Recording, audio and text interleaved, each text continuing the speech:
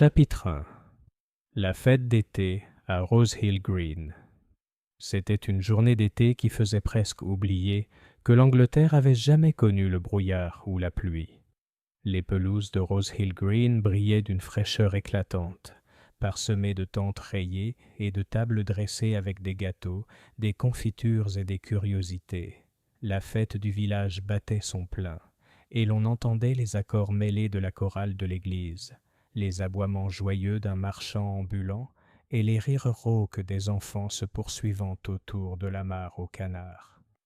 Bref, c'était exactement le genre d'endroit où rien d'extraordinaire ne pouvait jamais se produire. Du moins, c'est ce que la plupart des villageois pensaient. Mais ceux qui connaissaient Miss Marple de St. Mary Mead, en séjour pour une semaine chez sa vieille amie Madame Beatrice Harwood, à Rose Hill, non loin de là, auraient soupçonné que son regard bleu perçant ne se contentait pas d'admirer la propreté des compositions florales ou les broderies du stand de l'Institut féminin. Miss Marple voyait plus que la plupart, même si elle n'en donnait jamais l'impression. Madame Harwood, affairée à ses côtés, serrait contre elle un panier en osier rempli de billets de tombola. « Jane, ma chère, il faut absolument que tu en achètes. La femme du pasteur a promis que le premier prix serait vraiment splendide. Elle n'a pas voulu dire lequel, mais elle avait l'air ravie. » Miss Marple sourit doucement. « Oh, je suis sûre que ce sera parfait. » Cependant, ajouta-t-elle en jetant un coup d'œil à la foule d'acheteurs de billets pleins d'espoir. « J'imagine que la moitié du village l'a déjà à l'œil. » « Tout à fait. Madame Pettigrew insiste sur le fait qu'il s'agit d'un ensemble de chandeliers en argent, même si j'ai entendu M. Lorimer dire qu'il s'agissait d'un panier de Fortnum. Mais je suis sûr que vous conviendrez que c'est une belle surprise pour tout le monde. » L'excitation grandit encore lorsque le premier prix fut enfin révélé. Non pas des chandeliers ni un panier, mais une théière géorgienne rare et élégante, brillant sous la lumière de la toile, ses côtés en argent ciselé captant chaque lueur du soleil. Un murmure d'admiration collective parcourut la fête. Plusieurs dames tendirent le cou. D'autres chuchotèrent à leur mari avec insistance sur la provenance et la valeur de la théière. Madame Harwood haleta. « Tiens, Jane, quel trésor! Je ne comprends pas comment la femme du pasteur a pu se la procurer. » Miss Marple regarda la théière avec intérêt, remarquant le délicat motif de rose gravé à sa base. « On ne se sépare généralement pas d'un tel objet à la légère, » observa-t-elle. « Peut-être provient-il d'un vieux lien familial.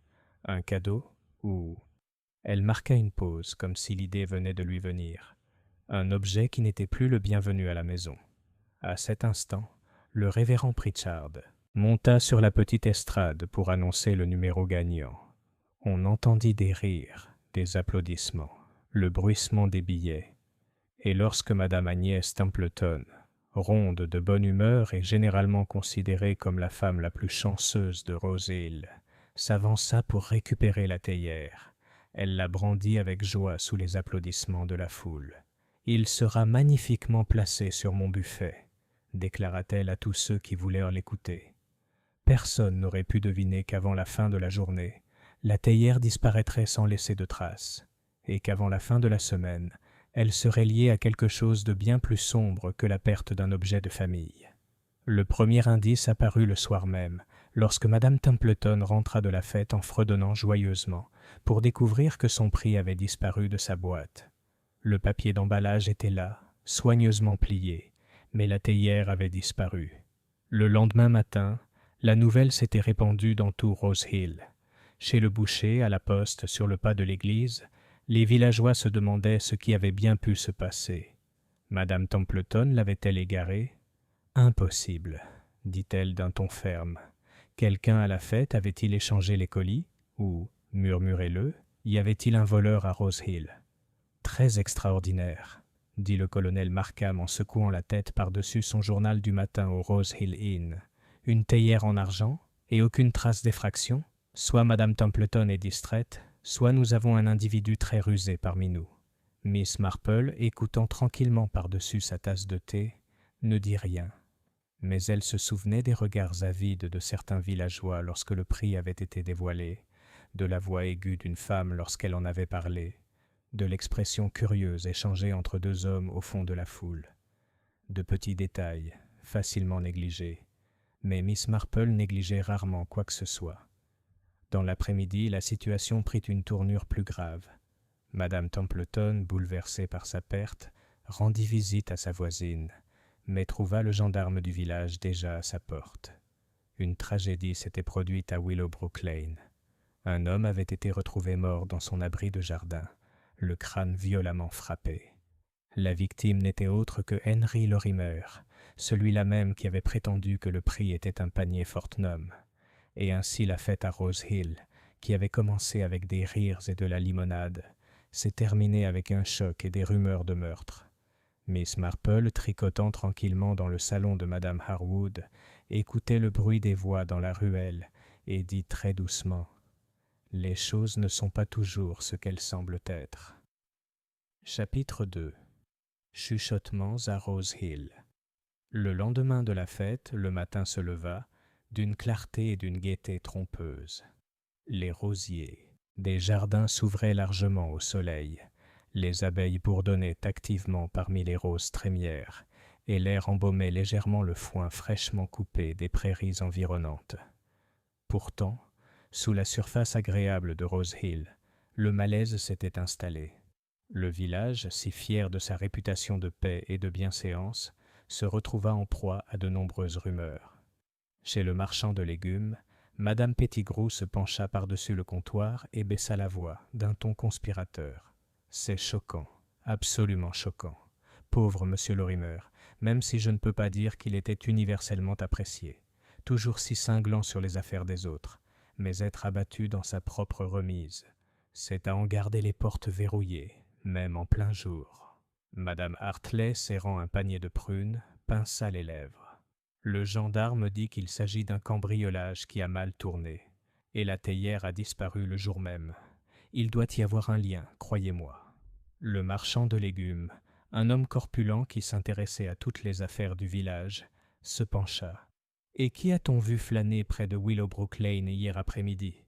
C'est le jeune Tom Jarvis, toujours à court d'argent, et pas très précis sur la façon dont il le trouve. Je ne serais pas surpris si... » Mais là, il aperçut Miss Marple qui venait d'entrer dans la boutique, son sac à tricot soigneusement glissé sous le bras. Elle lui adressa un sourire poli, choisit une modeste botte de carottes et dit doucement « Il faut toujours se méfier, monsieur Blount, de condamner des jeunes hommes sur la foi des apparences. J'ai souvent constaté, ajouta-t-elle, comme si elle réfléchissait à voix haute, que les plus suspects sont les moins susceptibles d'être coupables. La nature humaine est assez perverse à cet égard. » Madame Pettigrew renifla, peu convaincue, mais se calma. Mademoiselle Marple, ayant payé ses carottes, poursuivit son chemin, son pas léger la portant dans l'allée ensoleillée. Elle ne fit aucun autre commentaire, mais son esprit, toujours vif, emmagasina les bribes de son récit. À midi, les discussions atteignirent leur paroxysme. Au bureau de poste, M. Pritchard, le vicaire, faisait patiemment la queue tandis que Madame Templeton, encore pâle et secouée, répétait son histoire pour ce qui devait être la 10e fois. Je l'ai emporté chez moi, je vous le dis, dans sa boîte. Je l'ai posé sur le buffet de la salle à manger, et à mon retour, à peine 1 heure plus tard, il avait disparu. Mon mari était dans le jardin et personne d'autre n'était entré. On aurait dit qu'il avait fondu. Madame Harwood, entrant précipitamment avec une lettre à poster, tapota le bras de son amie. « Allons, Agnès, ne t'inquiète pas. La police va régler ça. C'était peut-être une blague, mais je dois dire que c'est de très mauvais goût. » Mais M. Pritchard avait l'air grave. Une farce qui entraîne. « La mort de M. Lorimer ne peut pas être qualifiée de farce, Béatrice. C'est bien plus grave. » La receveuse, penchée par-dessus le comptoir, ne put s'empêcher d'ajouter « Et dire que M. Lorimer a été vu en train de se disputer la semaine dernière avec le neveu de Mme Templeton à propos même des jardins ouvriers.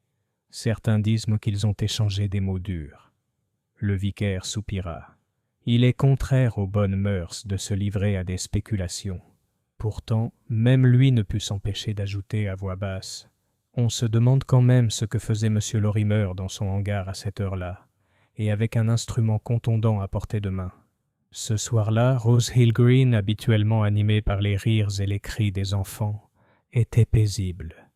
Les rideaux tremblaient, les portes étaient verrouillées plus tôt que d'habitude. À l'auberge de Rose Hill, des groupes se rassemblaient pour murmurer autour de leur chope.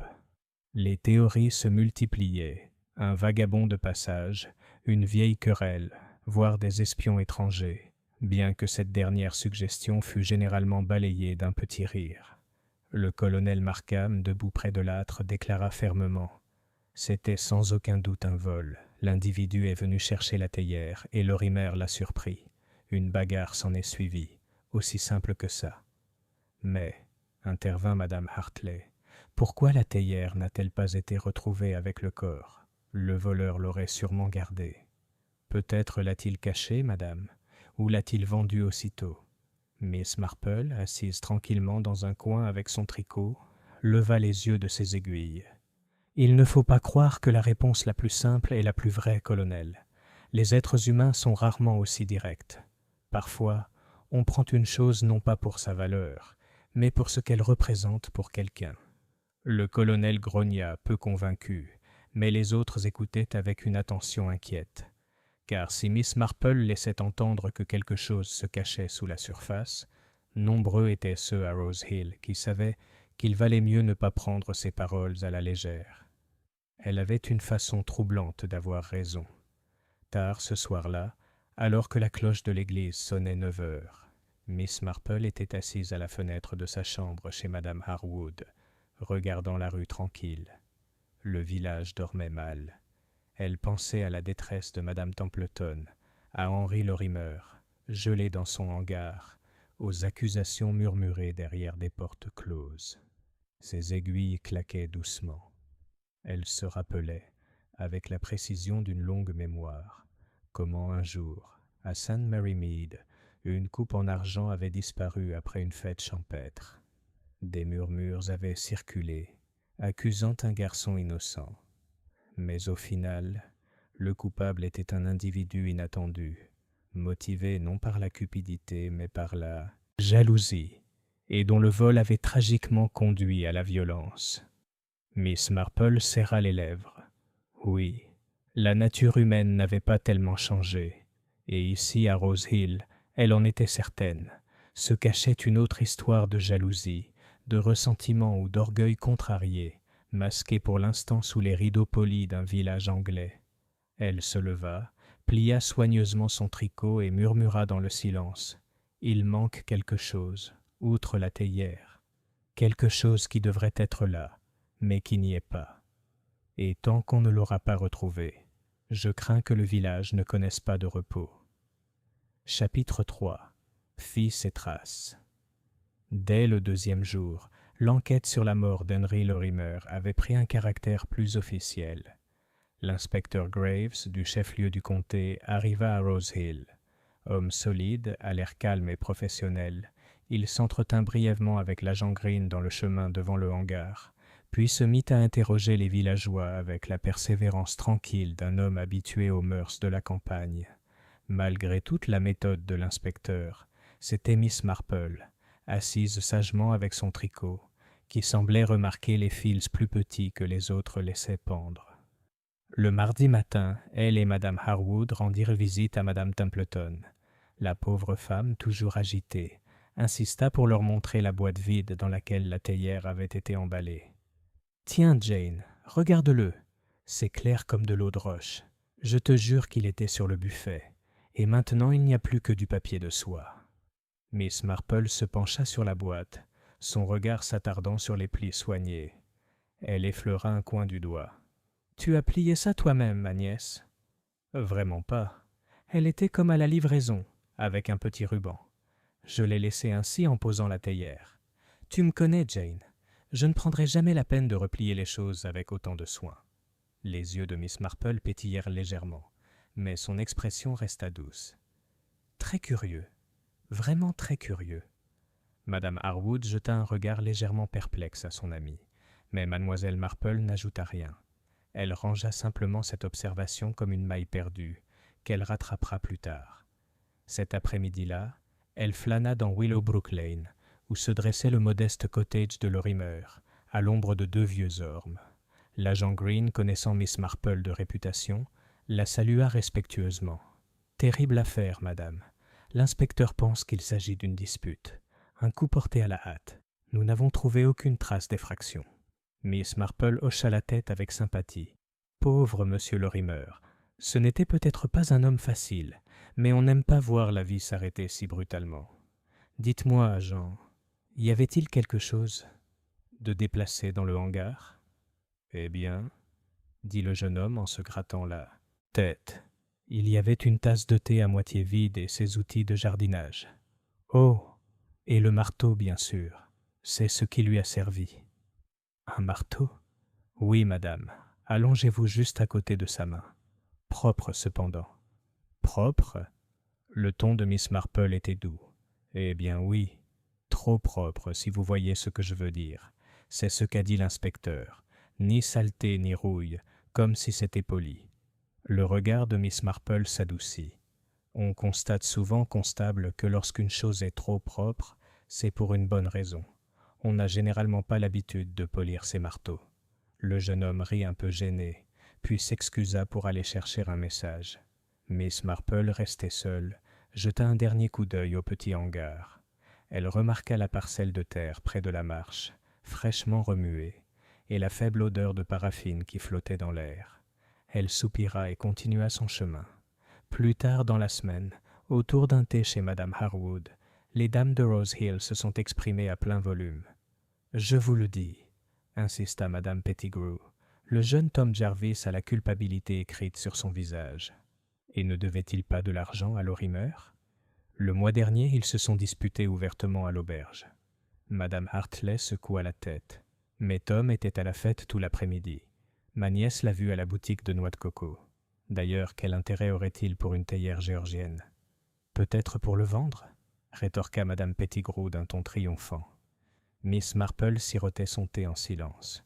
Elle se souvenait de Tom Jarvis à la fête, rieur, maladroit, désireux d'impressionner la jeune fille à côté de lui. Un jeune homme plus passionné par le romantisme que par les antiquités. Son regard se posa sur Madame Pettigrew elle-même. Elle avait été très prompte à répéter certains détails, des détails qu'elle n'aurait pu connaître sans l'aide d'une personne proche du dossier. Miss Marple se disait qu'il était souvent judicieux de noter non seulement ce que les gens disaient, mais aussi la rapidité avec laquelle ils le disaient. Les ragots, après tout, étaient aussi révélateurs que les preuves. Le lendemain matin, elle se rendit au cimetière, son tricot à la main. Là, elle rencontra M. Pritchard, le vicaire, l'air troublé. « Mademoiselle Marple, je ne sais que dire. C'est affreux de penser qu'un meurtre a frappé Rose Hill. Et le pauvre Lorimer. Querelleur, certes, mais certainement indigne d'une telle fin. » Miss Marple lui lança un regard bienveillant. « Vous le connaissiez bien ?» En tant que paroissien, oui. Il était secret, souvent colérique, mais au fond, je le croyais parfois craintif. Il est venu me voir un jour, vous savez, pour un problème moral.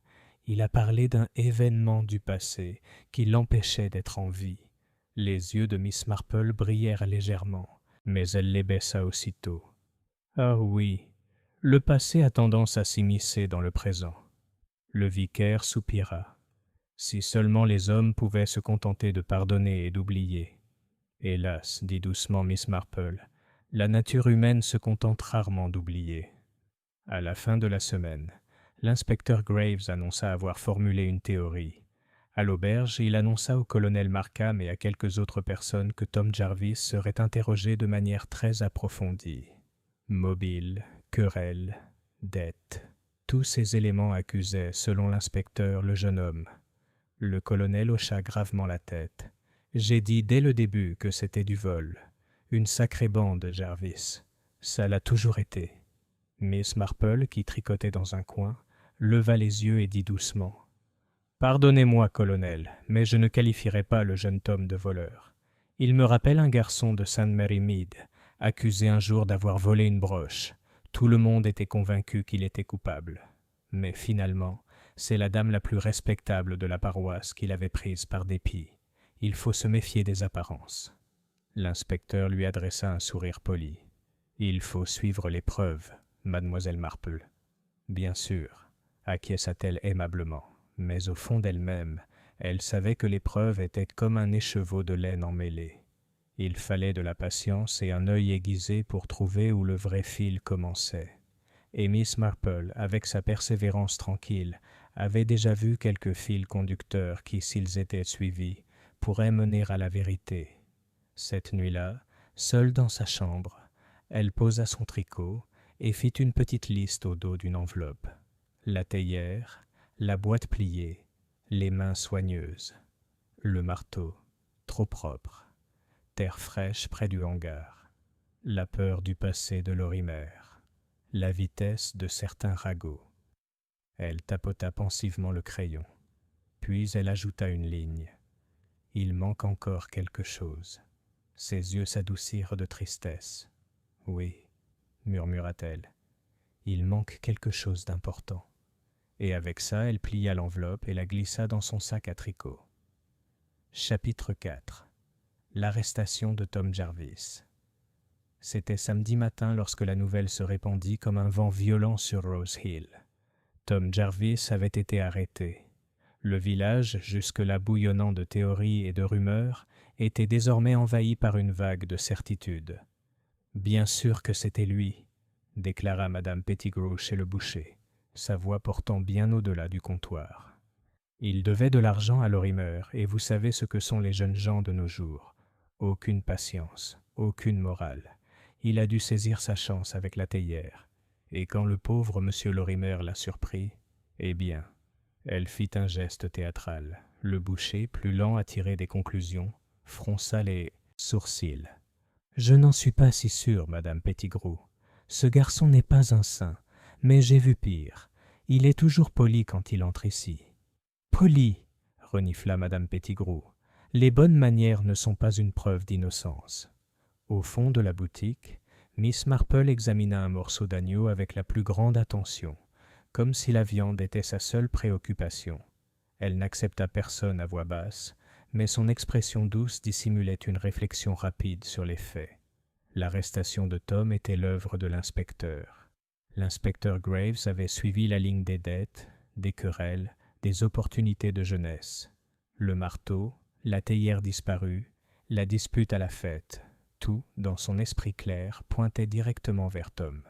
C'est ainsi que l'agent Green était allé chercher le jeune homme au cottage de sa mère, à la lisière de Rose Hill. Madame Jarvis pleura amèrement lorsque Mademoiselle Marple et Madame Harwood lui rendirent visite cet après-midi-là. « Mon Tom, il ne ferait pas de mal à une mouche. Il est peut-être téméraire, mais pas méchant. On dit qu'il a frappé M. Lorimer dans un accès de rage, mais mon garçon ne frapperait jamais un homme. Jamais. » Miss Marple tapota doucement la main de la femme. « Je suis sûre qu'il ne le ferait pas, Madame Jarvis, mais l'inspecteur Graves est tenu de suivre ce qui lui semble le plus probable. »« Probablement, » s'écria la femme. « Il le pense seulement parce que nous sommes pauvres et que Tom n'a pas eu de travail stable. » Le regard de Miss Marple était bienveillant. « C'est souvent le cas.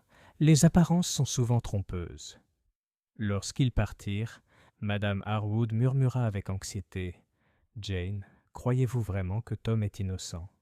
Miss Marple sourit faiblement. « Je ne peux pas dire que je crois, Béatrice, mais je sais que les pièces ne s'assemblent pas encore. Et quand elles ne s'assemblent pas, il faut résister à l'envie de les forcer. » Le lendemain, l'inspecteur Graves s'adressa à une petite assemblée au Rose Hill Inn. Il s'exprima clairement, avec la satisfaction d'un homme qui croyait sa tâche presque accomplie. « Nous avons le mobile, » dit-il fermement. « Jarvis devait de l'argent au défunt. Nous en avons l'occasion. On l'a vu quitter Willowbrook Lane peu avant son décès. Et nous en avons les moyens. Le marteau était conservé dans la remise de Lorimer, où Jarvis travaillait souvent. L'affaire est simple. » Le colonel Markham hocha vigoureusement la tête. « Exactement ce que j'ai dit dès le début. Du vol, tout simplement. »« Mais où est la théière ?» demanda timidement Madame Hartley. L'inspecteur écarta les mains. « On s'en est débarrassé à l'Assad, sans doute. Nous fouillons les environs. On pourrait le retrouver. » Il y eut un murmure d'assentiment, mais quelques regards dubitatifs furent échangés. Un voleur qui tuait pour une proie ne l'abandonnerait sûrement. Pas si vite. Depuis son coin tranquille, Miss Marple remarqua de sa voix douce. « Parfois, inspecteur, l'absence d'une chose est aussi importante que sa présence. Si le jeune Tom a pris la théière, pourquoi est-elle introuvable? Les jeunes hommes sont impulsifs, mais ils ont rarement la subtilité de faire disparaître les choses aussi facilement.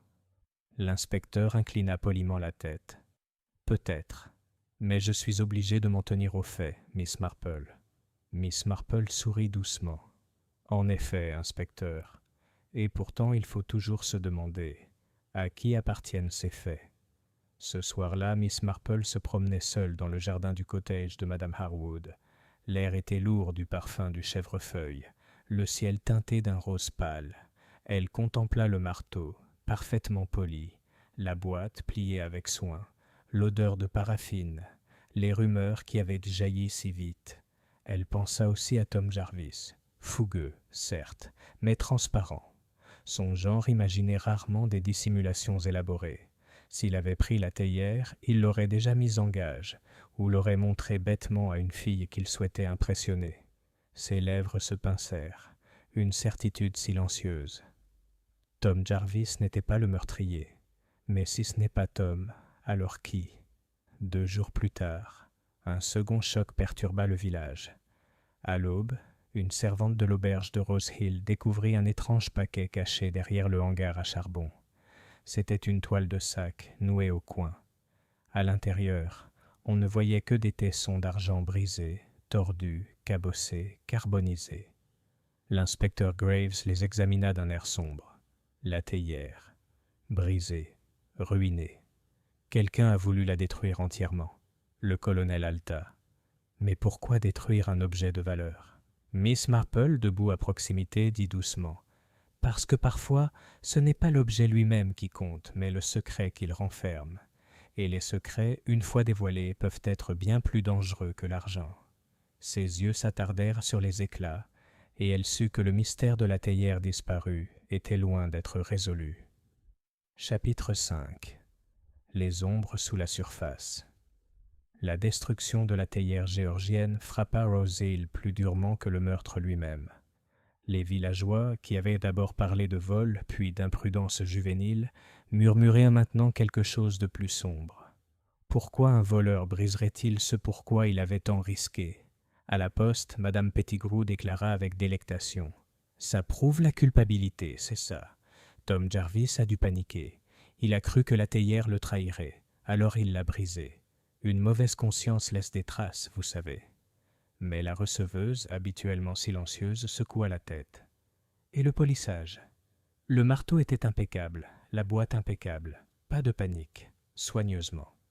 Miss Marple, qui pesait des timbres non loin de là, glissa doucement cette remarque dans son esprit, comme on range un sachet de lavande dans un tiroir. La prudence, oui, c'était le cœur du problème. L'inspecteur Graves, de plus en plus irritable, ordonna un nouvel interrogatoire. Tom Jarvis clama son innocence avec force. « Je n'ai jamais touché à cette théière, ni Monsieur Lorimer. C'était un homme dur, mais je ne voulais pas lui faire de mal. » Et en effet, même si les soupçons subsistaient, les preuves de sa culpabilité ne semblaient pas plus solides qu'auparavant. C'est alors que des histoires plus discrètes commencèrent à faire surface.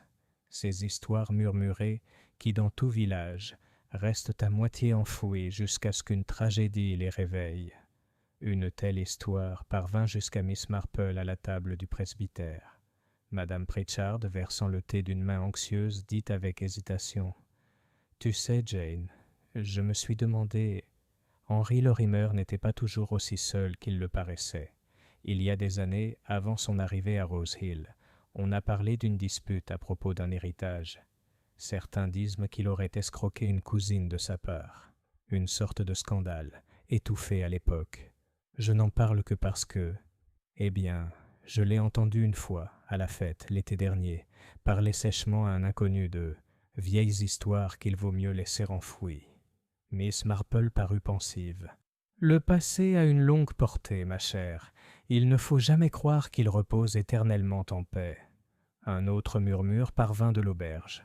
Le colonel Markham, après un verre de Porto, révéla à M. Blount qu'il soupçonnait depuis longtemps Lorimer de se livrer à des activités douteuses. Il a acheté un terrain en bordure de la commune, vous savez. Il a fait pression sur les locataires. Un type impitoyable. À mon avis, la moitié des hommes de la paroisse avaient des raisons de le voir partir. Miss Marple, qui tricotait tranquillement à la table voisine, rangea également cela. La révélation la plus curieuse vint cependant de Madame Templeton elle-même.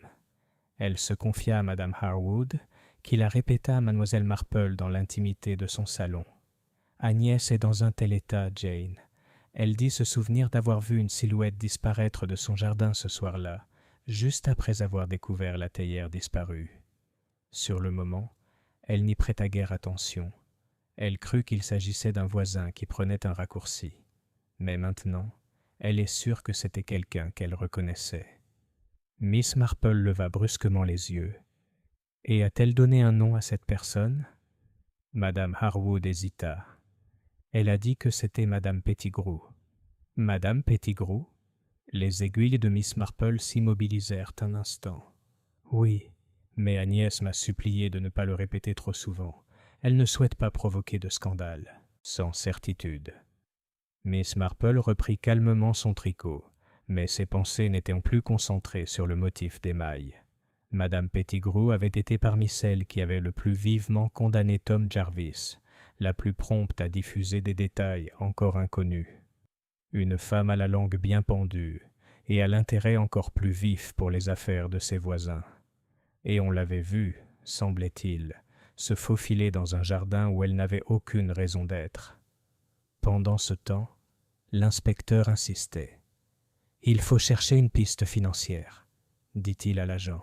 « L'argent laisse des traces. » Mais Miss Marple, marchant dans le crépuscule, pensait aux cœurs humains, qui laissaient eux aussi des empreintes, bien que dans un sol plus mou, plus difficile à suivre. Elle pensait à Madame Pettigrew, au mystérieux cousin de Lorimer, à la terre et aux querelles, et à la théière brisée dont quelqu'un avait eu la crainte de détruire complètement le secret. S'arrêtant à la porte de l'église, elle murmura pour elle-même. On pense souvent que le meurtre est dû à la cupidité ou à une colère soudaine. Mais bien souvent, c'est l'orgueil. L'orgueil et la terreur de la disgrâce. La cloche sonnait doucement dans le crépuscule qui tombait, et Miss Marple savait que les secrets les plus dangereux du village commençaient seulement à s'éveiller. Chapitre 6. Un deuxième choc. Le village de Rose Hill, bien que petit, avait rarement connu autant d'agitation. La fête, autrefois évoquée avec fierté, était désormais commémorée avec effroi. Pourtant, après une semaine de ragots et de sombres spéculations, la vie avait repris son cours normal. Les commerçants rouvraient avec une joie prudente, et les rires des enfants revinrent, quoique plus doux qu'auparavant. On parlait de la tragédie, certes, mais comme on parle d'une tempête passée. Puis vint le deuxième choc. C'était un jeudi matin de bonne heure lorsque Madame Hartley, emmenant son terrier faire sa promenade habituelle devant le cimetière, tomba sur la silhouette immobile de Madame Pettigrew. Elle gisait sous les ifs, le visage pâle, son sac à main éparpillé dans l'herbe à côté d'elle. Le terrier aboya furieusement jusqu'à ce qu'on vienne chercher de l'aide. À l'arrivée de l'inspecteur Graves, le corps avait été transporté au presbytère. Les villageois se pressaient devant le portail, chuchotant et s'exclamant. « Frappé, tout comme Lorimer », murmura M. Blount, l'épicier. Mais Miss Marple, se tenant un peu à l'écart, secoua doucement la tête. Ses yeux avaient déjà trop remarqué la bandoulière tordue du sac à main, la légère ecchymose au poignet, l'étrange absence d'un gant. Cette mort, elle le sentait, ne ressemblait pas tout à fait à la précédente. L'inspecteur s'adressa aux villageois rassemblés sur un ton sévère. « Il n'y a pas lieu de paniquer. Nous traitons cette mort comme suspecte. Mais rien n'indique pour l'instant qu'il s'agisse d'un acte criminel. Il pourrait s'agir d'une crise d'épilepsie, d'un malaise soudain. Pourtant, les villageois n'étaient-ils pas convaincus? 2 morts en autant de semaines, toutes 2 liées au mystère de la théière. Comment n'y aurait-il pas vu une tendance? Madame Harwood chuchota à Mademoiselle Marple alors qu'elles rentraient ensemble. « Jane, crois-tu qu'elle savait quelque chose? Pauvre Madame Pettigrew, elle adorait parler. Peut-être en a-t-elle trop dit. Le regard de Miss Marple était grave. Oui, Béatrice, elle savait quelque chose, ou du moins pensait le savoir. Et parfois c'est la position la plus dangereuse. Dans l'après-midi, les rumeurs se sont répandues plus vite que jamais. « Elle a vu le voleur », dit l'un. « Elle a aidé à cacher la théière », a déclaré un autre. « Elle et Lorimer étaient de mèche », chuchota un troisième d'un ton dramatique dans la file d'attente de la boulangerie. À l'auberge, le colonel Markham frappa la table du poing. Ceci le prouve. Jarvis est coupable et Pettigrew le savait. Il l'a réduite au silence avant qu'elle puisse parler. D'autres hochèrent la tête, mal à l'aise. Mais dans un coin, Miss Marple penchait la tête sur son tricot. Lorsqu'elle leva les yeux, son regard était perçant. « Colonel, » dit-elle doucement, « si Tom Jarvis a réduit Madame Pettigrew au silence, pourquoi son gant a-t-il disparu ? Les jeunes gens paniqués ne s'embarrassent pas de pareilles broutilles. Non, cette mort est marquée par le calcul. » Le colonel grogna, peu convaincu, mais quelques villageois échangèrent des regards inquiets. Plus tard dans la soirée, Miss Marple rendit discrètement visite à l'inspecteur Graves. Il la reçut poliment, quoique avec une légère impatience. « Vous êtes convaincue de l'innocence de Tom Jarvis, mademoiselle Marple, » dit-il. « Mais les faits concordent. »« Les faits, » dit doucement Miss Marple, « sont comme les gens, inspecteur. Ils peuvent dire la vérité ou garder des secrets. Tout dépend de la façon dont on écoute. » L'inspecteur fronça les sourcils. « Que voulez-vous dire ? » ?»« Seulement ceci. La mort de Madame Pettigrew n'était pas le fruit d'une passion soudaine. Elle était ordonnée, contrôlée. Quelqu'un, craignant ce qu'elle pourrait révéler, l'a enlevée, comme on a enlevé la théière, comme on a nettoyé le marteau. Tout est d'un seul tenant. Bien ordonné, inspecteur, beaucoup trop ordonné. » L'inspecteur prit note, même si sa plume appuyait sur le papier plus fortement que d'habitude. Cette nuit-là, Miss Marple était de nouveau assise à la fenêtre du salon de Madame Harwood. Le village était silencieux sous les étoiles.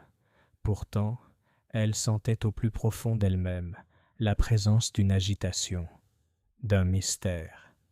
2 morts, maintenant. Une théière brisée, un secret menacé d'être dévoilé.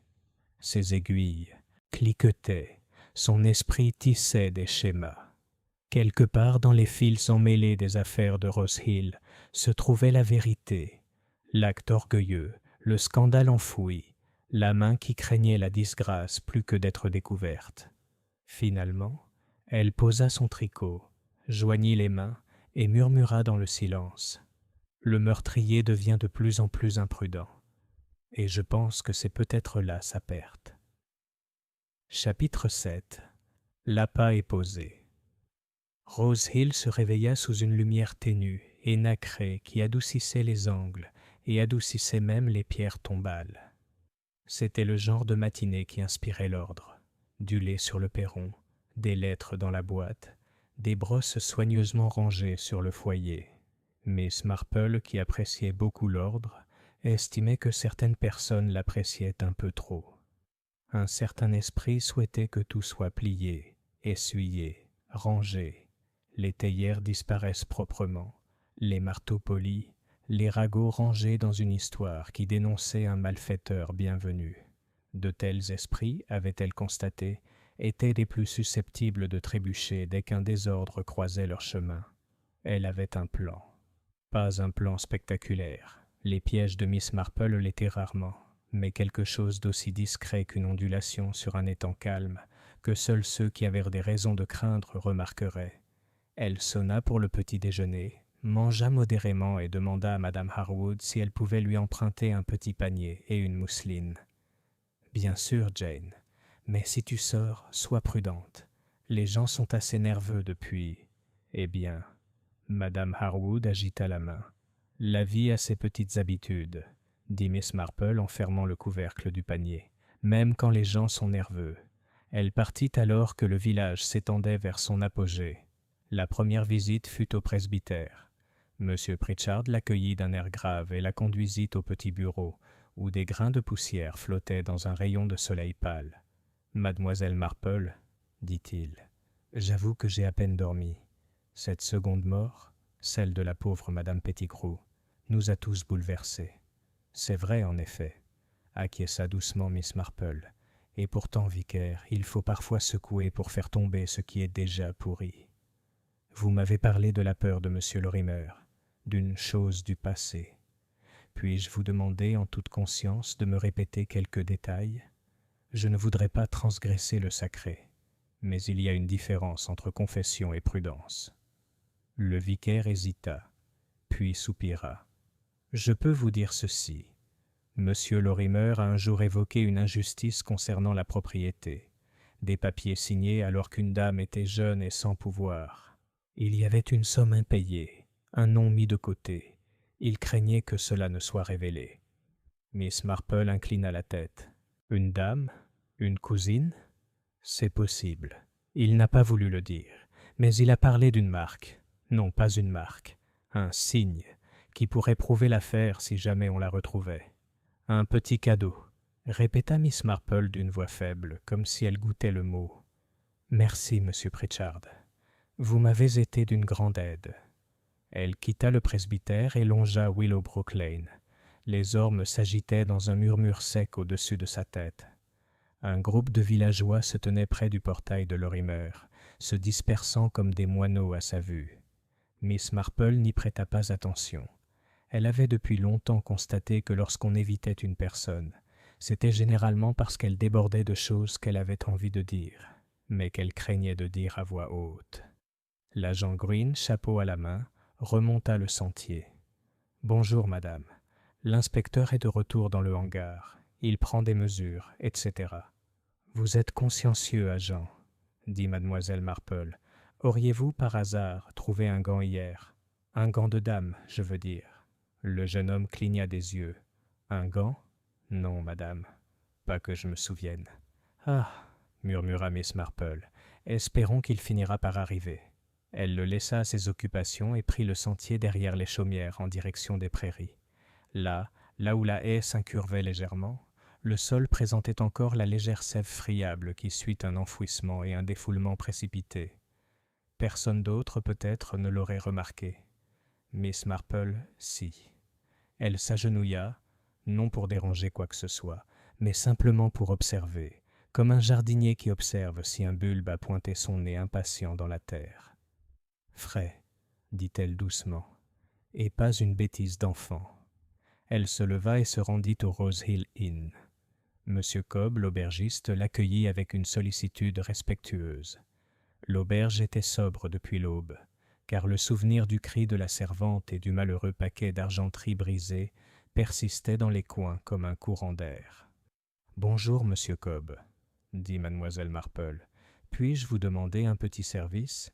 J'aimerais déposer une petite affiche dans le salon, si vous le permettez. Quelque chose qui intéresserait les dames de la paroisse. » Monsieur Cobb, qui tenait en haute estime l'opinion de Miss Marple et détestait les ennuis sous toutes leurs formes, dit aussitôt « N'importe quoi, madame. » Miss Marple sortit de son panier une carte soignée, écrite à la main. Valorisation de l'argenterie. Le révérend Monsieur Pritchard a le plaisir d'annoncer que, le samedi à 4 heures dans la salle du presbytère, un orfèvre londonien à la retraite conseillera aimablement sur la caractéristique et provenance de pièces apportées par les paroissiens. Entrée gratuite, rafraîchissement léger servi. Remarque, les fragments sont les « Bienvenue là où des inscriptions peuvent subsister ». Elle fixa la carte dans le cadre des annonces de la maison, remercia M. Cobb et prit congé.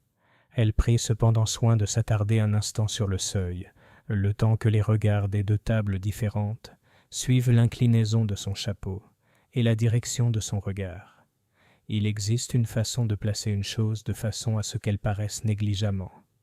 Miss Marple maîtrisait parfaitement cette technique. À midi, le village bourdonnait d'impatience. Un orfèvre, dites-vous. Retraité de Londres. Poinçon, inscription. Fragment bienvenu. Les mots volèrent comme des chardons, s'accrochant où ils purent. Après une théière brisée, une telle annonce avait l'allure d'une incantation. Madame Hartley arriva en trombe devant le portail de Madame Harwood, tandis que mademoiselle Marple taillait un rosier devenu insouciant dans sa liberté. « Ma chère mademoiselle Marple, » dit-elle en voletant. Pensez-vous que les fragments pourraient vous dire quelque chose? J'ai seulement entendu dire que ces morceaux peuvent révéler les lettres même bosselées. Je n'en sais rien, bien sûr. Les fragments peuvent être très éloquents, a déclaré Miss Marple. Ils en disent autant que des objets entiers, parfois plus. Une cassure révèle la vérité du métal. Madame Hartley souffla. Comme c'est curieux. L'appât, pensa Miss Marple, était parfumé. Mais il fallait y ajouter un peu de douceur. Béatrice, dit-elle à Madame Harwood lorsque le calme revint dans le jardin, auriez-vous l'amabilité d'envoyer de petites invitations, seulement à quelques privilégiés, pour le thé avant l'estimation? Rien de formel, juste 1 heure dans votre salon. Madame Templeton devrait être incluse, bien sûr. Madame Hartley aussi, et le colonel Markham. Il n'aimera pas être laissé de côté. Monsieur Blount, car il répète les choses avec une grande précision. Et peut-être l'inspecteur Graves, par courtoisie. Il y a encore une personne que j'aimerais que vous invitiez, même si je crains qu'elle ne décline. Qui est-ce, Jane? La sœur de Madame Pettigrew, Madame Vale. Elle est arrivée hier soir, si j'ai bien compris. Les yeux de Madame Harwood s'écarquillèrent. Oh, oui, bien sûr. Pauvre âme. Miss Marple hocha la tête.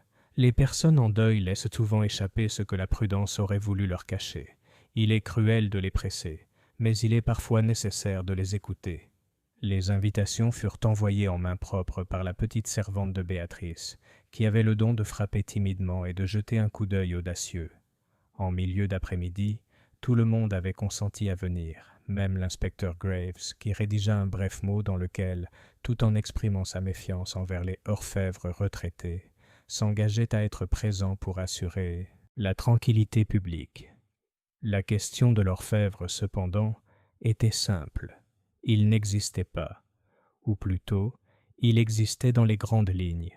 M. Edward Sims, ancien de Clerkenwell, vieil ami du cousin du beau-frère de mademoiselle Marple, on rencontre ce genre de personnes au cours d'une longue vie, qui, dans ce cas précis, serait représentée par le curé de M. Pritchard, derrière un paravent. Le curé avait une voix douce et un naturel obéissant. Mademoiselle Marple prendrait la parole. Ce qui comptait, ce n'était pas l'homme, mais l'idée qu'il se faisait de lui, l'idée que poinçon et inscription puissent parler, l'idée que, dans les ruines de la théière, il pourrait subsister une rayure, une lettre, un signe, un petit signe compromettant qui ne survivrait pas à la lumière du jour. Samedi, à 3h30, Miss Marple rangea le salon avec autant de soin qu'on arrange un bouquet de fleurs. Les plus belles chaises près de l'âtre, une table à thé avec un gâteau aux graines et une fine tartine, un tabouret bas près de la fenêtre, bien éclairé. Elle déposa sur une petite table d'appoint un plateau recouvert de tissu, et par-dessus, une enveloppe marron impeccable. Madame Harwood, qui avait appris à ne pas poser trop de questions, regarda l'enveloppe avec une certaine crainte. « Est-ce que c'est… » « Ce n'est qu'un papier plié, » dit Miss Marple. « Mais les gens ne font pas souvent la distinction entre ce qui est et ce qui pourrait être. C'est là l'essence même d'un piège. » Les invités arrivèrent ponctuellement.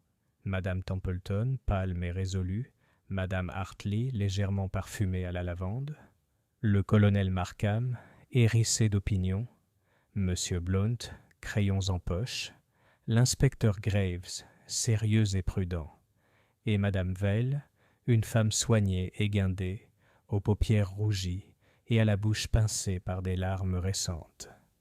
Ils s'installèrent au son des tasses de thé et au bruissement des jupes. Miss Marple servit en souriant, écoutant les premières remarques timides sur le temps et la perspective d'une expérience londonienne. Dans un village anglais, c'est toujours le temps qui commence. Après, tout peut suivre. Madame Vale prononça des paroles inattendues. « Ma sœur n'aimait pas être contredite, » dit-elle brusquement. Elle ne supportait pas qu'on lui prouve qu'elle avait tort. Si elle voyait les choses d'une certaine manière, elle les déformait pour les adapter. « On est nombreux à être comme ça, » dit doucement Miss Marple. « Ça crée des problèmes. » Madame Vale s'essuya les yeux. « Elle m'a téléphoné la veille, avant que ça arrive. Elle m'a dit qu'il y avait enfin des preuves et que certaines personnes regretteraient. Elle n'a pas voulu en dire plus. Une preuve de quoi, madame Vale? Demanda sèchement l'inspecteur Graves. De celui qui a pris la théière, dit-elle. Mais madame Vale hésita. Elle a aussi dit que cela avait un lien avec le vieux scandale de M. Lorimer. D'une pierre deux coups, telles étaient ses paroles. Je les remettrai à leur place. Les aiguilles de Miss Marple, restées inutilisées, claquèrent comme par magie. C'est très intéressant. Le colonel Markham s'éclaircit la gorge. Tout ce tapage autour d'une théière. On oublie qu'il s'agit d'un meurtre. Au contraire, dit Miss Marple, on s'en souvient d'autant mieux, car la théière, ce qu'on en a fait, ce qu'elle a pu révéler, est très probablement la clé des deux morts. Elle se leva sans agitation, mais avec un air résolu qui attirait tous les regards, et prit le tissu du petit plateau. L'enveloppe marron était visible. Elle n'y toucha pas. « Dans un quart d'heure, dit-elle aimablement. Monsieur Sims, notre orfèvre à la retraite, nous rejoindra à la salle du presbytère. Avant cela, je voudrais faire une petite annonce, afin que personne ne soit surpris. Hier, alors que j'aidais M. Pritchard à préparer les boîtes paroissiales, je suis tombé sur un minuscule colis livré anonymement, adressé au presbytère. À l'intérieur se trouvaient 2 éclats d'argent, noircis mais portant, après un examen attentif, le fantôme d'un poinçon, et le plus curieux de tout, le faible contour de 2 lettres gravées dans un cartouche. Elles semblent former les initiales. E.T. Il y eut un léger souffle dans la pièce, comme un mouvement de chaise qui se réajuste. La main de Madame Templeton se porta à sa gorge. E.T. balbutia-t-elle. Mais mon nom, Agnès. Templeton est votre nom d'épouse, dit gentiment Miss Marple. Nous parlons ici des originales propriétaires, de quelqu'un, je crois, à qui M. Lorimer a fait du tort il y a longtemps, quelqu'un dont les initiales ne seraient pas attendues à Rose Hill, mais qui pourrait surprendre certaines personnes. L'inspecteur Graves fixa l'enveloppe. Vous dites que les fragments. Je dis, répondit Miss Marple d'un ton neutre, que si des fragments portent de telles marques, la loi peut les rattacher à certains actes et signatures. Insignes, vicaires, vous avez appelé ça. Les signes ont le don de faire éclater l'orgueil. La pièce était parfaitement silencieuse. Seule l'horloge sur la cheminée résonnait, guindée et implacable. Miss Marple ne regarda plus l'enveloppe.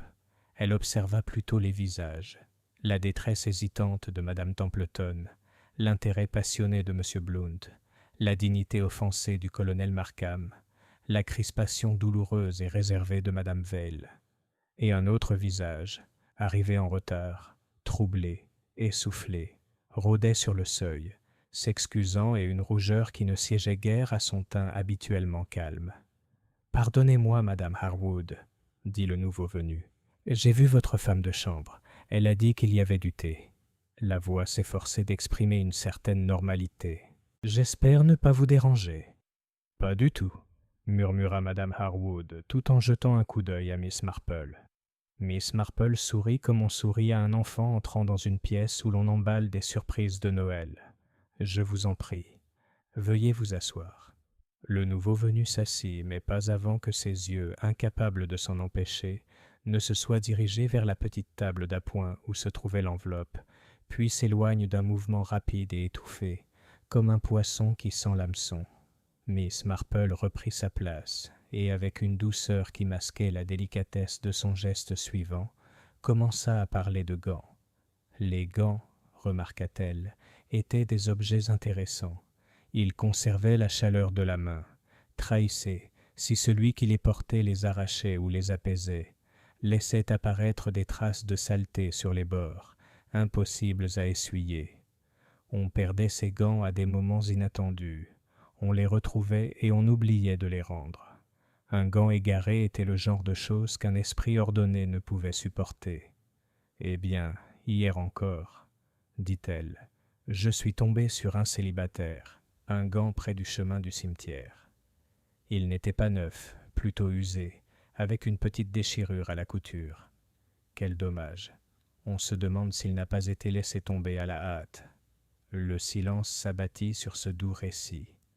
Puis madame Hartley, désireuse de rendre le silence supportable, s'exclama « Je perds constamment mes gants. L'hiver dernier. » Mais elle s'arrêta. Le retardataire avait involontairement porté la main à un réticule. Miss Marple vit, remarqua, et détourna aussitôt le regard, comme si elle n'avait rien remarqué du tout. « La salle du presbytère, » dit-elle d'un ton enjoué, « sera très confortable, je pense. On y va ? Monsieur Sims est un charmant vieux monsieur, plutôt timide, mais il saura apprécier son moment. » Ils se levèrent, les tasses tintèrent, les chaises furent reculées. Miss Marple laissa la compagnie se diviser en deux courants, ceux qui se hâtaient vers la promesse d'une expertise, et ceux qui s'attardaient, comme attirés par un aimant personnel. Elle-même s'attarda. Elle toucha l'enveloppe, sans la prendre, se contentant de la quadriller, comme si elle se souciait modestement de sa propreté, puis la laissa exactement là où elle était. Dans la salle du presbytère, le curé toussa derrière le paravent et lança « Ahem » avec un accent londonien convenable. Un à un, les villageois présentèrent leurs plateaux et leurs ronds de serviettes devant le paravent pour être vus. Monsieur Blount annonça, à l'intention de ceux qui souhaitaient l'entendre, et beaucoup le firent, que monsieur Sims avait déclaré que la pince à sucre de sa mère était de la fin de l'époque victorienne, et non géorgienne. « Je le savais, » murmura-t-il, à moitié déçu, à moitié satisfait. L'inspecteur Graves se tenait près de la porte, attentif, son regard errant entre les visages et la ruelle. Madame Templeton était assise très droite, comme maintenue par des points de suture invisibles. Le colonel Markham discourait bruyamment sur la vaisselle de Sheffield. Madame Vale pleurait de nouveau. Miss Marple dérivait en souriant, un petit roitelet parmi les gens plus grands, jusqu'à ce qu'elle entende, comme elle s'y attendait, un léger pas derrière elle et un murmure étouffé étendu. « Mademoiselle Marple, puis-je vous parler ?» Elle se retourna avec une promptitude douce. Mais bien sûr. Le regard du chuchoteur se porta sur l'écran, puis sur la porte, puis de nouveau sur la porte. Ces fragments, tu ne veux sûrement pas les montrer, ce serait cruel.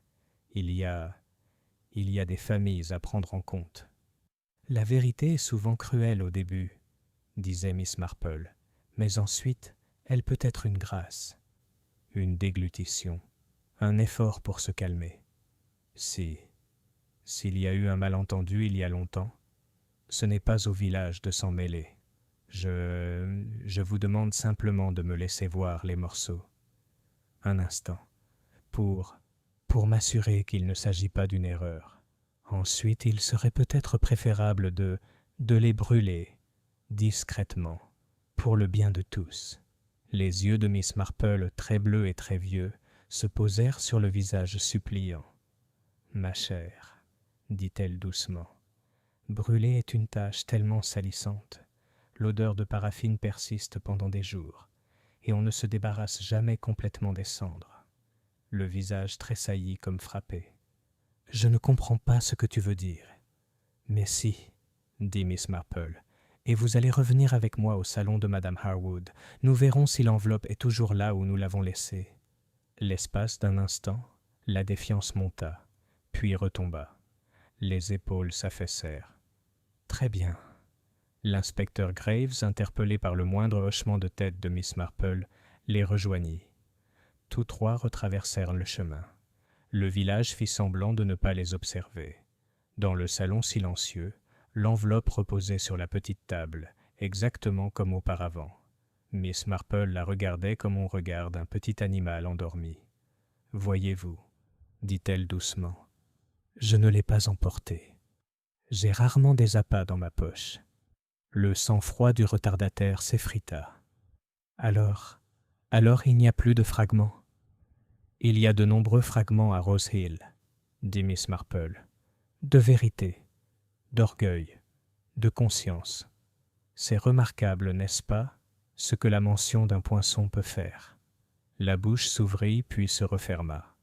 L'inspecteur Graves fit un pas en avant et l'envie de s'enfuir s'éteignit.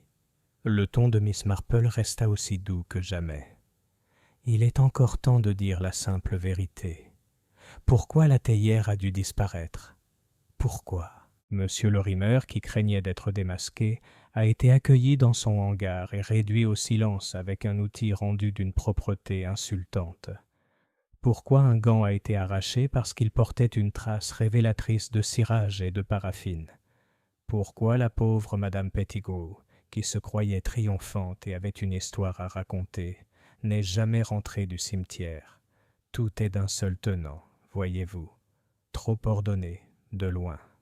Un silence pesant s'installa. L'horloge sonna le quart d'heure. Finalement, une voix basse et éraillée dit « Si je parle, tu seras doux ?»« Aussi doux que la vérité le permet, » dit Miss Marple, « et peut-être plus clément que ne le mérite l'orgueil. » Les yeux s'emplirent de larmes. Une main tâtonna vers le dossier d'une chaise. « Alors je vais te dire ce que j'ai fait. Mais tu dois comprendre, ce n'était jamais pour l'argent. » Miss Marple inclina la tête, l'air grave et las de compassion.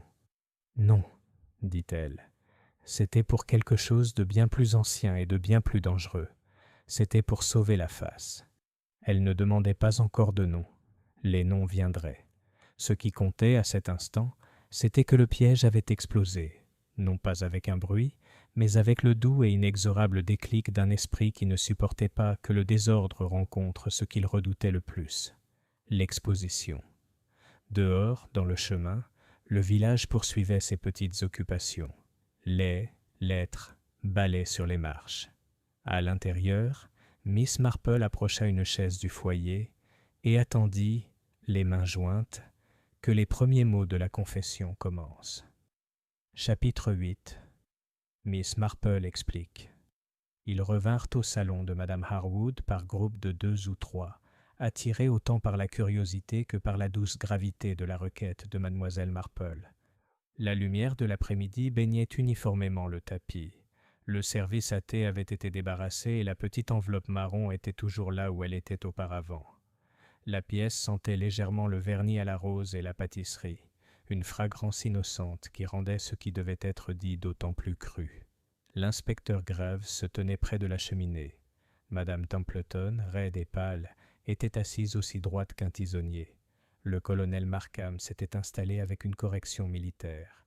Monsieur Blount avait trouvé un perchoir d'où il pourrait mieux entendre et répéter plus tard, avec exactitude. Madame Vell, les yeux rouges, tenait un mouchoir froissé dans son poing. Près de la porte, la dernière venue du thé, la femme soignée et sûre d'elle-même dont le sang-froid avait finalement été ébranlé, rôdait, l'air impatient. Madame Harwood, dans la maison de laquelle ce petit drame se déroulait, jeta un coup d'œil à Miss Marple qui lui fit un léger signe de tête. « Mes chers amis, » commença Miss Marple avec l'air d'une maîtresse d'école qui règle un compte simple. Personne n'apprécie les désagréments, moi moins que quiconque. Mais parfois, pour rétablir la paix, il faut regarder attentivement ce qui la trouble. Nous avons eu un meurtre, 2 en fait, et on a beaucoup parlé d'une théière. Nous découvrirons, je pense, que la théière n'est pas une bagatelle. Le colonel Markham émit un léger grognement. Miss Marple poursuivit, imperturbable. Commençons par la fête. Une belle théière géorgienne est arrivée en premier prix. De telles choses ne se retrouvent pas sur les tables paroissiales par hasard. Elles viennent de placards, de vieux placards, chargés de souvenirs. J'ai avoué ce jour-là qu'on ne se sépare généralement pas d'un tel objet à la légère, à moins qu'il ne soit plus le bienvenu à la maison. Elle laissa cela pénétrer son esprit, puis regarda doucement la femme près de la porte. Le prix a été organisé, nous nous en souvenons tous, par le presbytère. Madame Pritchard, puis-je dire, sans aucune amertume, que vous avez un amour de l'ordre bien senti. Vous pliez les choses avec soin, vous faites des listes, vous aimez en finir avec la maladresse. Les lèvres de Madame Pritchard se pincèrent. Si vous voulez dire que j'essaie d'éviter toute confusion dans les affaires paroissiales, Mademoiselle Marple, j'espère bien. Exactement, dit Miss Marple. Et c'était la confusion potentielle que promettait la théière. La pièce était vieille, plus vieille que la plupart d'entre nous ne le pensaient, et sous son couvercle, ou peut-être sur sa face inférieure, il y avait eu autrefois, et peut-être subsistait, une gravure, un cartouche avec des initiales. Été.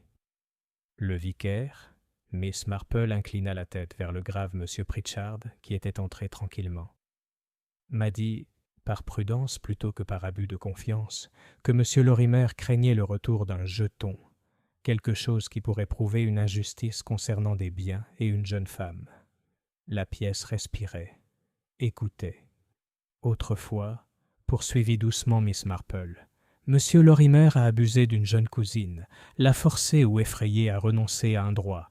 Ce genre de choses se faisait, vous savez, quand les femmes étaient facilement dominées. Les initiales c'était, elle aurait été à elle. Et si cette théière lui avait appartenu, si c'était un cadeau ou un souvenir à ses initiales, sa réapparition ici, avec Lorimer sous les yeux, était loin d'être commode. L'inspecteur Graves s'agita. « Mais comment reliez-vous cela au presbytère, mademoiselle Marple ?»« Parce que, dit Miss Marple, la théière vient de là. Le presbytère est un canal par lequel la paroisse transmet ses bonnes intentions. Peu de maisons possèdent autant de placards remplis de bric-à-brac. Et madame Pritchard, elle se retourna d'une voix douce, sans accusation, portait, avant son mariage, un autre nom, Evelyn Tran. Il y eut un léger bruit, mi-halètement, mi-cri, provenant de madame Vail. Madame Pritchard se tenait très droite. Les couleurs montaient et descendaient. Elle serrait très fort son sac à main. Non plus un réticule, mais un sac bien rangé et bien entretenu. « Mon nom de jeune fille n'est ni secret ni romantique, Miss Marple, dit-elle. Je ne vois pas... Vous étiez, dit doucement Miss Marple, la nièce de ce même cousin. Votre mère, Edith Tran, était la jeune femme en question. Les initiales pourraient être les siennes, pas les vôtres. La théière, gravée, est restée des années parmi les affaires de votre mère. À sa mort, elle vous est parvenue. Vous l'avez conservée, peut-être pour la vendre, peut-être simplement pour la cacher. Ce n'est qu'à l'arrivée de M. Lorimer à Rose Hill que vous avez compris les conséquences de son existence. Vous craignez un scandale, non pas pour vous peut-être, mais pour votre mari, dont le travail dépend de la confiance du village. La théière est donc devenue indésirable. Le visage de madame Pritchard était devenu tout blanc. Vous présumez beaucoup. La voix de Miss Marple s'adoucit encore. Je suis une vieille femme, ma chère. J'ai vu beaucoup de cousins et beaucoup de théières. Je me trompe rarement sur l'un ou l'autre point. Elle se tourna légèrement, ramenant les autres dans son orbite. Très bien. La théière fut offerte en récompense, et paradoxalement, tomba entre les mains du public. Madame Templeton la rapporta chez elle, irréprochable comme au premier jour. Ce soir-là, tandis que le village somnolait dans le contentement, quelqu'un se glissa dans le jardin de Templeton, entra dans la salle à manger, nul besoin de forcer un loquet à Rose Hill, et sortit la théière de sa boîte. Le papier fut replié, avec soin et précision, comme madame Templeton elle-même n'aurait pas pris la peine de le faire. Cette propreté, voyez-vous, est notre premier véritable indice. Madame Templeton, avec un petit gémissement, dit « Je vous l'ai dit, je vous ai dit que je ne plie pas le papier comme ça. »« Vous l'avez fait, » dit Miss Marple en lui adressant un sourire, « et je vous ai cru. » Cette même personne, détestant le désordre, a vite découvert que se débarrasser est plus difficile que voler. L'argenterie peut être vendue, mais non sans risque. Les gravures restent tenaces. La théière a donc été détruite, d'abord battue, puis brûlée à la paraffine. Le paquet de fragments a été retrouvé derrière l'auberge. Un endroit choisi, je crois, non par ruse, mais par rapidité. Il y a de la hâte dans tout cela, de la hâte sous un vernis d'ordre. L'inspecteur Graves hocha la tête, réticent mais attentif. « Maintenant, » poursuivit Miss Marple, « nous arrivons au hangar. Monsieur Lorimer avait longtemps vécu avec une peur bleue. L'apparition de la théière avait dû le frapper comme un coup de tonnerre. Il irait immédiatement trouver la personne la plus susceptible de la récupérer, ou cette personne irait vers lui. Quoi qu'il en soit, il y avait une réunion dans le hangar. Nous savons que de la paraffine était présente dans l'air. Nous savons qu'un marteau était à portée de main. Nous savons surtout qu'elle était trop propre. Ses doigts tricoteurs formèrent sans laine le petit cercle d'une maille. Seuls certains esprits polissent un marteau après usage. non pas pour dissimuler le sang, mais cela aussi, mais parce qu'un outil non lavé est odieux. J'ai rencontré de tels esprits dans des salons et des cuisines, ceux qui ne supportent pas une tache sur le linteau ou un plat remis sur la mauvaise étagère. Ils sont admirables et ils sont dangereux. Le silence régna. Dehors, une charrette passa bruyamment. Le bruit s'estompa. Les vieux yeux bleus de Miss Marple se posèrent de nouveau sur madame Pritchard, sans la condamner, simplement pour la voir. Dans ce hangar, M. Lorimer fut frappé. On ne sait pas si le coup était destiné à tuer ou seulement à réduire au silence. Mais ensuite, le marteau fut essuyé et poli, comme s'il n'avait jamais connu la poussière, et l'auteur sortit, redressant ce qui pouvait l'être. L'inspecteur Graves dit à voix basse « Et madame Pettigrew ?» « Oui, » dit Miss Marple. Pauvre madame Pettigrew. Elle adorait savoir et raconter. Elle avait, à la manière de ces dames, compris un morceau de l'histoire. Elle avait soit vu quelqu'un dans le jardin de Templeton, soit, plus probablement, rencontré un petit éclat d'argent près de l'auberge. Un morceau courbé, peut-être avec l'ombre d'une lettre. À sa sœur, elle déclara qu'il y avait enfin une preuve, et que certaines personnes le regretteraient. Elle sortit tôt, avec l'intention de faire un petit triomphe. D'une pierre deux coups, dit-elle. Mais elle fut accueillie dans le cimetière par le même esprit lucide. La voix de Miss Marple était désormais très basse. La bandoulière du sac à main de madame Pettigrew était tordue. Un poignet était contusionné. Un gant manquait. Ce n'est pas une crise. C'est un étouffement rapide et impitoyable, infligé de près, avec une émotion profondément contenue. L'instant d'après, alors que le cœur battait fort, l'esprit qui ne supportait pas le désordre vit le tache, du cirage et de la paraffine sur un gant, et supprimé plus tard, une fois le choc passé. Ce gant unique et compromettant fut glissé dans un sac à main et conservé dans l'espoir d'être détruit. Tous les regards se portèrent, comme attirés, sur le sac impeccable de madame Pritchard. Sa main se serra.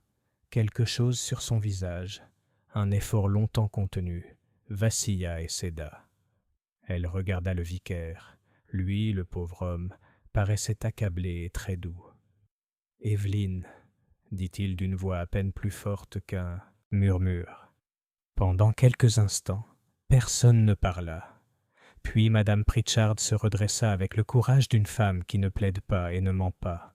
« Vous êtes perspicace, Miss Marple, » dit-elle. « J'imagine que tout le monde me prend pour un monstre. Je ne le suis pas. Je suis ordonnée. » Le mot sonnait très petit dans la pièce silencieuse. « Ma mère, » poursuivit-elle avec un effort constant, « a été lésée. Elle était jeune, malmenée et contrainte de signer. Monsieur Lorimer en a tiré profit. Quand je me suis mariée dans la paroisse, et plus tard quand il est venu ici, je me suis dit que le passé était révolu. Mais cette théière, oui, elle était à ma mère. Les initiales étaient les siennes. J'aurais dû la détruire il y a des années. Je ne supportais pas de la regarder, ni de la vendre. Quand la fête approcha et qu'on parla d'un premier prix, je me suis dit, comme c'était simple, comme c'était propre, ce serait disparu. Je ne m'attendais pas à ce qu'Agnès Templeton l'agite. J'y suis allé ce soir-là. La porte n'était même pas verrouillée. Je l'ai prise et j'ai plié le journal parce qu'on plie du papier. Son sang-froid tremblait. Elle serra plus fort ses mains. J'ai immédiatement essayé de marteler la gravure pour qu'elle ne soit pas lue. J'étais maladroit et effrayé. J'ai cherché de la paraffine pour la brûler. Je ne savais pas où aller. La cour de l'auberge était sombre. Je pensais que personne ne me verrait. Plus tard, je me suis rendu compte que M. Lorimer m'avait vu m'éclipser de la fête avec la clé du presbytère à la main. Il s'en doutait. Il a fait prévenir. Je suis allé à la remise pour lui dire qu'il valait mieux laisser tomber, que je réglerais ça avec ce que je pourrais vendre. Il a ri. Il a dit qu'il parlerait aux journaux, que la paroisse devrait savoir quel genre d'épouse avait le vicaire. Sa bouche se serra en une ligne. Il m'a attrapé le bras. J'ai attrapé l'outil le plus proche. Je voulais dire, oh, je ne sais pas ce que je voulais dire, pour l'effrayer. Le coup est tombé. Après, j'ai vu le désordre et je n'ai pas pu le supporter. J'ai nettoyé. Je nettoie toujours. Madame Vale s'était mise à pleurer doucement. Madame Templeton, elle aussi, se cachait le visage. Le colonel Markham fixait le tapis comme s'il s'agissait d'une carte tactique et qu'il ne parvenait pas à trouver le chemin sûr pour le traverser. « Et ma sœur ?» murmura Madame Vale. « Pourquoi as-tu… » Les yeux de Madame Pritchard se fermèrent brièvement. « Parce qu'elle aurait tout gâché. Pas seulement moi. Mon mari, la paroisse, notre vie même. Elle était imprudente. Elle aurait tout raconté au village de la manière la plus vulgaire. Je l'ai rencontrée au cimetière et je l'ai suppliée de se taire. Elle n'a pas voulu. Je ne voulais pas. Elle s'interrompit. Je ne peux pas dire ces mots et espérer être cru. Le silence retomba, pesant et douloureux. Enfin, l'inspecteur Graves s'éclaircit la gorge. « Le gant, dit-il. » Madame Pritchard, d'un geste léger et contrôlé, ouvrit son sac et en sortit un gant, usé à la couture, légèrement taché. Elle le posa sur la table basse, à côté de l'innocente enveloppe marron. « Pas besoin de ruse, dit-elle avec une dignité lasse. Vous êtes une femme intelligente, Miss Marple. Vous m'avez appâté avec l'idée de Poinçon. J'ai su, en l'apprenant, que s'il y avait de tels fragments et de telles lettres, tout serait découvert. C'est pourquoi je suis allé vous voir au manoir. J'aurais brûlé les preuves. Vous saviez que j'essaierais. » Le visage de Miss Marple, qui n'avait jamais changé de sa douce vigilance, s'adoucit une fois de plus en quelque chose qui ressemblait à de la pitié. « Ma chère, dit-elle, tu n'as jamais été à l'abri d'être exposée, non pas à cause des lettres sur l'argent, mais à cause de la nature humaine. L'orgueil est une chose désordonnée au bout du compte. Il ébranle même la main la plus ferme. » L'inspecteur Graves s'avança avec une solennité solennelle. « Madame Pritchard, je suis désolé. Je dois vous demander de m'accompagner. » Monsieur Pritchard, resté immobile, s'approcha de sa femme. Il lui prit la main avec précaution, comme si elle allait se briser. « Je marcherai avec toi, » dit-il. Elle le regarda avec une soudaine angoisse. « Je l'ai fait pour toi, » dit-elle à voix basse. « Pour ton travail, pour la paroisse. » Il secoua la tête, et son geste était empreint d'une infinie douceur. « Rien de bon ne m'est fait contre la vérité, » dit-il. « Mais je ne vous quitterai pas. » Ils sortirent ensemble, l'inspecteur Graves derrière eux. La porte se referma avec un léger clic. Pendant un moment, le reste de la compagnie resta immobile. Puis M. Blount poussa un long soupir tremblant et dit, comme si les mots lui avaient été arrachés, « Eh bien !» Le colonel Markham, s'éclaircissant violemment la gorge, dit, « Maudite femme, pardon, mesdames, quelle honte !» Mais son ton était plus déconcerté que dur. Madame Templeton se mit à sangloter doucement, et Madame Harwood s'approcha d'elle avec une gentillesse palpitante. Madame Vale resta assise, immobile, comme on se repose après un orage. Miss Marple resta près de la petite table, les mains jointes, regardant non pas le gant, mais l'enveloppe qui n'avait jamais rien contenu. Finalement, elle la souleva, l'ouvrit, montra son vide et esquissa un sourire des plus tristes. « C'est étrange, » murmura-t-elle à moitié pour elle-même. « On découvre si souvent qu'il n'y a pas de talisman, pas de symbole magique après tout, seulement des gens et ce qu'ils craignent. » Elle se retourna alors, plus vive, et tapota la main de Madame Templeton. « Il y aura beaucoup à faire, » dit-elle de sa vieille voix pragmatique. « Des déclarations, des arrangements, et le presbytère à remettre en ordre.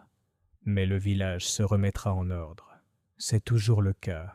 Il faut être bienveillant et honnête.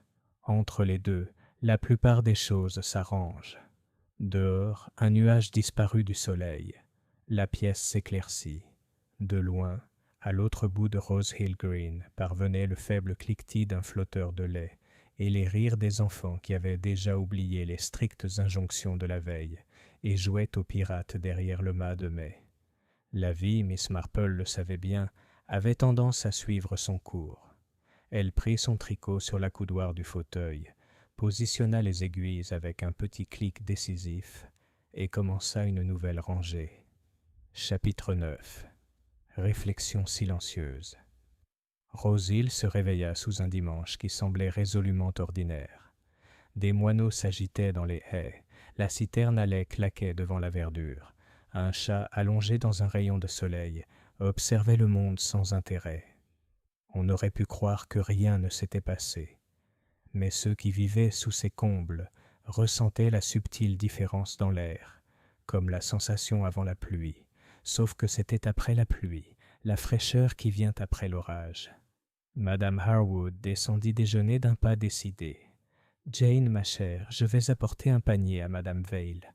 On est bien intentionné avec les discours, mais d'après mon expérience, un poulet froid et une bonne crème anglaise font plus de bien qu'une douzaine de sentiments. » Miss Marple approuva. « La nourriture et le silence, Béatrice. C'est très réconfortant ensemble. » Elle beurra ses tartines avec précision, comme si la propreté sous sa main pouvait se répercuter utilement sur le village. Après une courte pause, elle ajouta « Il faut aussi envoyer un mot à Madame Templeton. Être le premier d'une série de malheurs engendre une certaine solitude, même sans reproche. Elle se dira que si elle n'avait pas gagné le prix, rien de tout cela ne serait arrivé. C'est le genre de chagrin arithmétique qu'engendre le chagrin. » Le regard de Madame Harwood s'adoucit. « Oui, je vous écrirai tout de suite. » À 10 heures, la ruelle était paisiblement animée.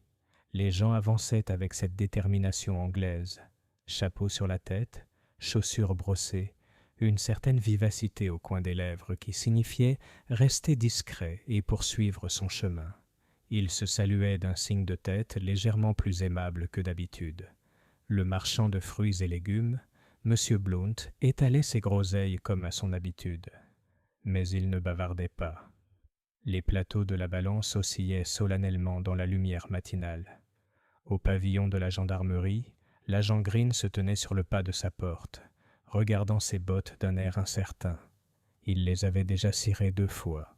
Miss Marple, passant avec son sac à tricot, lui souhaita un bonjour discret. « Madame, » dit-il en rougissant. Puis, précipitamment, « Ça ne passe pas bien d'avoir accusé la mauvaise personne. »« C'est rare, » dit doucement Miss Marple, « mais vous n'avez pas endurci votre cœur quand la vérité s'est présentée. C'est une vertu plus rare qu'on ne le pense. » Ses épaules se détendirent. « Merci, madame. » À midi, une rumeur bienveillante cette fois s'était répandue. Tom Jarvis serait libéré le jour même. L'inspecteur Graves, qui détestait les effusions et n'appréciait guère les ragots, admit néanmoins qu'il fallait en parler.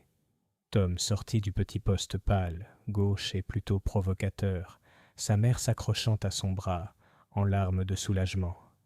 À l'auberge, M. Cobb essuya le comptoir plus fort que nécessaire et dit à tous ceux qui l'écoutaient que le garçon pouvait avoir un déjeuner chaud gratuitement et que ce serait la fin de l'histoire.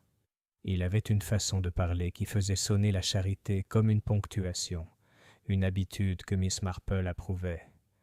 Tom regarda autour de lui en clignant des yeux, comme s'il avait été absent plus de quelques jours. Quand son regard croisa celui de Miss Marple, de l'autre côté de la rue, il rougit et tira sur sa casquette. « Merci, madame. Je n'ai rien fait de bien malin pour mériter des remerciements, mais merci. »« Tu n'as pas menti au moment le plus facile, » rétorqua Miss Marple. « Tu verras que ça grandit, comme le courage. Ramène ta mère à la maison et lave-toi avant de manger. Les aliments ont meilleur goût. » Il rit alors d'un rire jeune et tremblant, et le village, l'entendant, se détendit d'un cheveu. La cloche de l'église sonna pour les matines. Ceux qui le purent vinrent. Le vicaire, M. Pritchard, resta plus longtemps que d'habitude dans la sacristie, regardant ses mains comme si l'on pouvait s'inspirer de la disposition des articulations. Il monta enfin en chaire, le visage fatigué mais étrangement calme. Il y a des moments où un homme fait pour les choses douces doit parler avec une lourdeur qui ne lui est pas imputable.